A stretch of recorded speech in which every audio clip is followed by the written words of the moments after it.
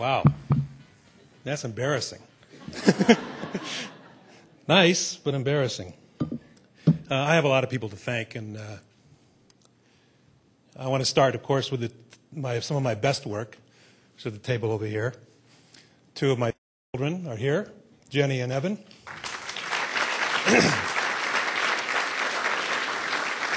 And I want to thank them because, as most of you know, it's not easy to be children of journalists, especially journalists who happen to go all over the world and go to war zones, and they turn on the TV and the Today Show and they say that the NBC Bureau's been bombed, and they know their dad is in Iraq. That's kind of tough. So I want to thank them for their patience with me and for their support. My mother is also here from Los Angeles. My mother and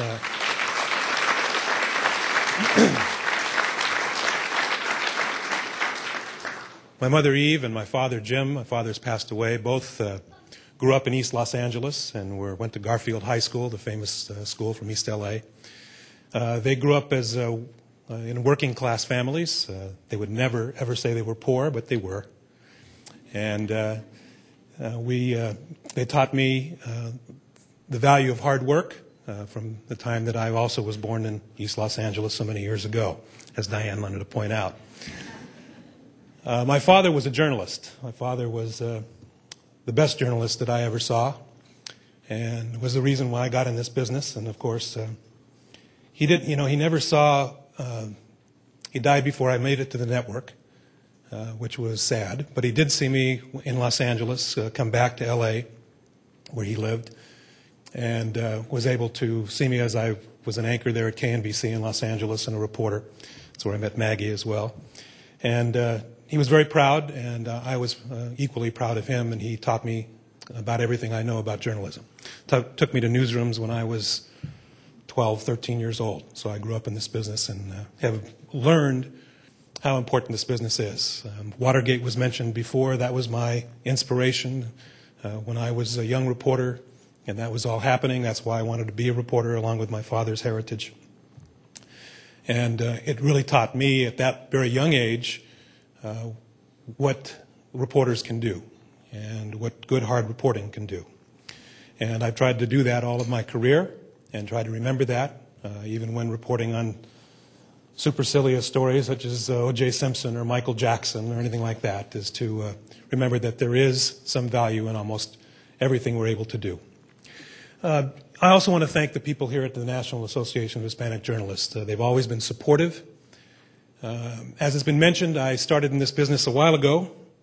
Ray Suarez and I go back in Chicago a long time ago, where I first moved to the Midwest into a big market. I started in San Francisco, which is not bad, but my first big job was to go to Chicago and work at WBBM and WLS television stations, and that was the big time, and I was head over heels. But it was, when I look back at it, what's interesting to me when I look at this room full of Hispanic journalists is that how few of us there were at the time.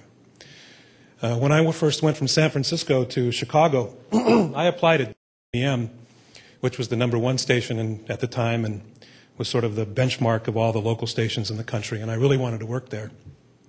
But they already had their Hispanic reporter. And no matter how good I was and no matter how much I wanted to be there, and they said, boy, we like your stuff, but, we already have our Hispanic reporter. His name is John Quinones, and he's here, and you can't come. So I applied at the ABC station, and WLS hired me there, and I thought that was cool because there already was a guy there named Freddie Villanueva who was a reporter and been there for years. I thought, oh, that's good. They're going to have two of us. So I got there, and about a week later, he was fired. So that's pretty much how it used to be.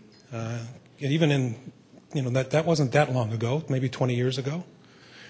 Today it is a pleasure to look around, not only in just this room, but in our rooms, in our newsrooms, to see somebody like Maggie broadcasting and anchoring a show as important as the morning news on CBS, to see Elizabeth Vargas anchoring 2020 and for a while even anchoring World News, to see Ray as a national correspondent for PBS. These are important things, and we've made great strides, and much of it is because of this organization.